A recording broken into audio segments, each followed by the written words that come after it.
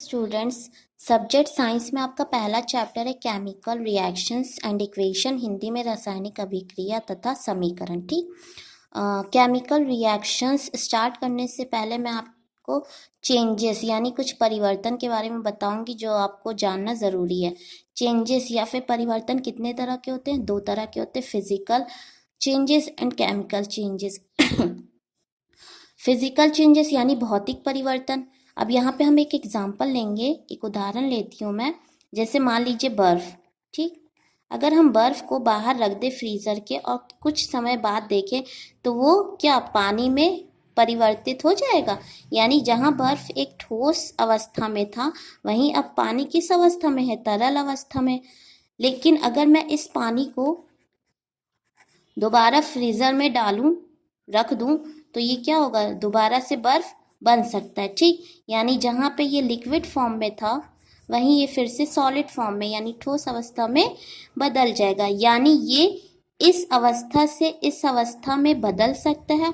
और अगर हम दोबारा देखें तो ये पानी से फिर से ये बर्फ़ की अवस्था में बदल सकता है।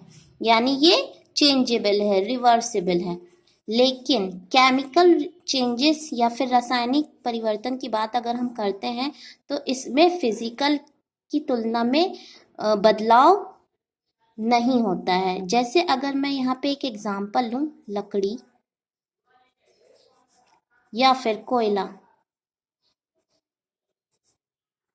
सॉरी कॉमा होगा, अगर मैं इसे जलाऊं, बर्न करूं, ठीक, हीट करूं, तो क्या होगा? लकड़ी और कोयला जल के क्या बन जाएगी? राख।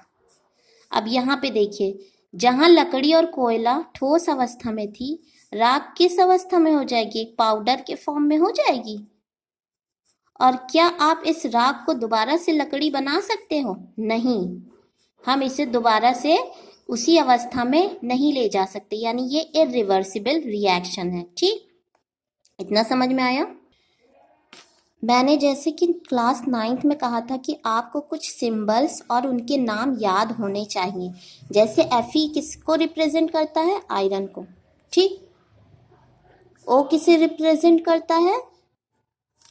ऑक्सीजन को। S सल्फर, वहीं पे N नाइट्रोजन। इस तरह आपको सारे जो भी एलिमेंट्स हैं और मेटल्स हैं, नॉन मेटल्स हैं, उनके क्या ये जो सिंबल्स होते हैं इन्हें आपको याद करना पड़ेगा। ठीक, तो आपकी बुक में जितने भी सिंबल्स दिए गए होंगे प्लीज़ आप उसे देखिए, याद करिए और कोशिश करिए उसे बिना देखे लिखने की। ठीक, तो इससे आपकी प्रैक्टिस भी होगी और आपको आगे जो फर्दर जो इक्वेशन होंगी वो उसमें भी समझ में आएगा कि उसमें कहाँ पे क्या बन रहा है। ठीक, प्लस आपको कुछ फॉर्मूले भी याद होने चाहिए। जैसे वाटर का फॉर्मूला H2O होता है, सल्फ्यूरिक एसिड का फॉर्मूला होता है H2SO4, अमोनिया का होता है NH3, अमोनियम का होता है NH4, नाइट्रेट का होता है NO3। इसी तरह से आपको सारे फॉर्मूले भी याद करने पड़ेंगे केमिस्ट्री में। ठीक बच्चों, मेरे पास बुक नहीं थी तो इसलिए मैंने आपका जो चैप्टर है उसे कॉपी पे लिखा हुआ है और आप लोग एक बार अपनी बुक से वो जो स्क्रीनशॉट भेजा उसे देख लीजिएगा। जब ये वीडियो आप लोग देख रहे होंगे तब समझ में ज़्यादा अच्छे से आएगा। ठीक, अब हम चैप्टर स्टार्ट करते हैं, केमिकल रिएक्शन, रासायनिक अभिक्रिया। अब ऐसे रिएक्शन या फिर हम कह सकते हैं ऐसे परिवर्तन जिसमें नए गुणों वाले पदार्थ का निर्माण होता है। यानी केमिकल रिएक्शन में हमेशा क्या होगा? जो नई चीज़ें बनेंगी उसका कलर भी अलग होगा, उसका टेस्ट भी हम कह सकते हैं अलग हो सकता है, टेम्परेचर भी अलग हो सकता है। ठीक, तो हमेशा ऐसे परिवर्तन जिसमें नए गुणों वाले पदार्थ यानी उसमें जो भी पदार्थ बनेगा लास्ट में उसमें कुछ ना कुछ नए गुण उपस्थित होंगे। ऐसे परिवर्तन को, ऐसे रिएक्शंस को हम क्या कहते हैं? Chemical reactions. यहाँ पे मैंने एग्जाम्पल लिया है, आपकी बुक में कुछ चीज़ें थी कुछ चीज़ें नहीं थी तो इसमें मैंने ऐड ऑन की है। अगर किसी को कोई प्रॉब्लम हो तो वो मुझसे पूछ सकता है। ठीक, यहाँ पे मैंने एक एग्जाम्पल लिया है आयरन, और ऑक्सीजन।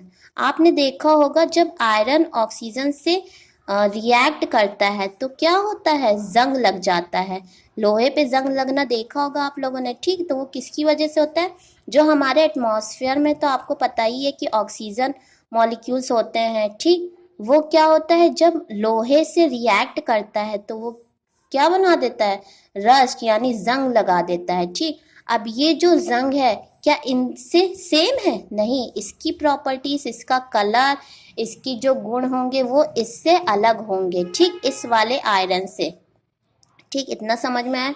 नेक्स्ट आपकी बुक में पॉइंट था, पदार्थ जो रासायनिक अभिक्रिया में हिस्सा लेते हैं वे अभिकारक और रिएक्टेंट कहलाते हैं। यानी अगर कोई भी रिएक्शन हो रहा है तो इसमें जो जो पार्ट लेगा, जैसे यहाँ देखो आयरन और ऑक्सीजन पार्ट लिए और क्या बना दिया, रस्ट, जंग बना दिया। तो यहाँ पे दो चीजों ने हिस्सा लिया, यानी एक आयरन ने एक ऑक्सीजन ने, तो हम इन्हें क्या कहेंगे, अभिकारक या फिर रिएक्टेंट। यहाँ पे एग्जाम्पल है A+B, एरो का निशान AB, ठीक। यहाँ पे A और B क्या है, रिएक्टेंट है। एरो इसलिए शो होता है ताकि ये जो रिएक्शन हुई है इसको रिप्रेजेंट करता है, और ये जो बना है ये इसका नया पदार्थ है जो इससे मिलके बना हुआ है। अब यहाँ पे हम दूसरे एग्जाम्पल लेते हैं। यहाँ पे तो आपने सिर्फ लेटर्स देखे, मेन यहाँ पे देखिए कार्बन है C, ऑक्सीजन मॉलिक्यूल है, ठीक। दोनों ने जब रिएक्ट किया तो क्या बना है, कार्बन डाइऑक्साइड। और यहाँ पे कार्बन और ऑक्सीजन मॉलिक्यूल क्या कहलाएंगे, रिएक्टेंट कहलाएंगे। यहाँ तक की समझ में आया। थर्ड आपकी बुक में पॉइंट था, ऐसे पदार्थ जिनका निर्माण रासायनिक अभिक्रिया में होता है उन्हें उत्पाद या फिर प्रोडक्ट कहते हैं। जैसे मैंने ऊपर बताया था कि जब आयरन ऑक्सीजन से रिएक्ट किया तो वो उसने क्या बनाया, रस्ट बनाया, जंग बनाया, यानी ये जो जंग है वो तो प्रोडक्ट हो गया। यहाँ पे जब कार्बन और ऑक्सीजन रिएक्ट कर रहे थे तो कार्बन डाइऑक्साइड बना रहे थे, तो ये क्या हो गया, प्रोडक्ट हो गया। यहाँ देखो A+B जब मिलते हैं, रिएक्ट करते हैं तो क्या बना रहे हैं, C। अब ये C क्या हो जाएगा, प्रोडक्ट हो जाएगा और उत्पाद भी होगा। यहाँ तक समझ में आया सबको। कुछ उदाहरण दिए थे आपकी बुक में, तो मैंने सिर्फ 3 लिखे हैं, बाकी आप लोग पढ़ लीजिएगा। डाइजेशन ऑफ फूड, भोजन का पाचन। आप लोगों ने जनरली देखा होगा जब आप फूड लेते हो, ठीक, कंज्यूम करते हो, तो जब खाना आपके मुंह में जाता है तो वो ठोस अवस्था में होती है, ठीक। फिर थोड़ी देर बाद सलाइवा सिक्रीट होता है, फिर वो उसे क्या करता है और लिक्विड की तरह तरल बनाता है ताकि वो जल्दी से डाइजेस्ट हो जाए, यानी नीचे आपके ऑसोफेगस में पहुंच जाए। उसके बाद आपके स्टमक में जाता है, फिर वहाँ पे रिएक्शंस होती हैं कुछ, ठीक। कई सारे एंजाइम, कई सारे जो हेल्पफुल कुछ बैक्टीरियाज भी हैं जो मदद करते हैं भोजन को पचाने में, ठीक। तो वहाँ पे भी कुछ रिएक्शंस होते हैं, ठीक। इसीलिए कहा गया डाइजेशन ऑफ फूड। अब रेस्पिरेशन, जब आप ऑक्सीजन मॉलिक्यूल लेते हो सांस नली के द्वारा, तो वहाँ पे भी जो आपके लंग्स होते हैं वहाँ पे भी रिएक्शन होते हैं। जो ऑक्सीजन होता है वो रिएक्ट करता है और बाद में आपको एनर्जी प्रोवाइड करता है। वो आप 11th 12th में ब्रीफली पढ़ेंगे। नेक्स्ट एग्जाम्पल था रस्टिंग ऑफ एन आयरन, लोहे का जंग लगना, ठीक। यहाँ पे कुछ मेन पॉइंट्स थे जो मुझे लगा कि शायद इम्पोर्टेंट होगा, आपकी बुक में नहीं था। सॉलिड जिसे आप S से डिनोट करोगे, लिक्विड जिसे आप L से डिनोट करोगे, और ध्यान रहे ये स्मॉल s है, स्मॉल l है, स्मॉल g है, ठीक। एक्वस A और स्मॉल q से। हिंदी मीडियम वालों के लिए ठोस, तरल, गैस। एक्वस का मुझे मिला नहीं था तो मैं आपको बाद में बता दूंगी, ठीक। ये इसलिए मैंने लिखा है क्योंकि जब भी आप रिएक्शन लिखोगे तो कहीं कहीं पे ये सिंबल्स आएंगे तो आप कंफ्यूज ना हो जाओ कि ये क्या है, तो इसीलिए मैंने यहाँ पे आपको बता दिया है। रही बात एक्वस की, एक्वस क्या होता है, पहले सॉलिड समझते हैं। सॉलिड क्या होता है, जैसे कोई भी पदार्थ जो ठोस अवस्था में हो, जैसे हम बर्फ ले सकते हैं, लकड़ी ले सकते हैं, कोई भी चीज़ जो ठोस अवस्था में हो और जिसका वेट हो। लिक्विड में भी वेट होगा लेकिन वो ठोस नहीं होगा, वो तरल में होगा, जैसे पानी। गैस, गैस क्या ऑक्सीजन हो सकता है, ठीक। एक्वस की बात करें तो हम एक्वस ऐसे सॉल्यूशन होते हैं जिसमें, जैसे मान लीजिए हम यहाँ पे एक एग्जांपल लेंगे, नमक।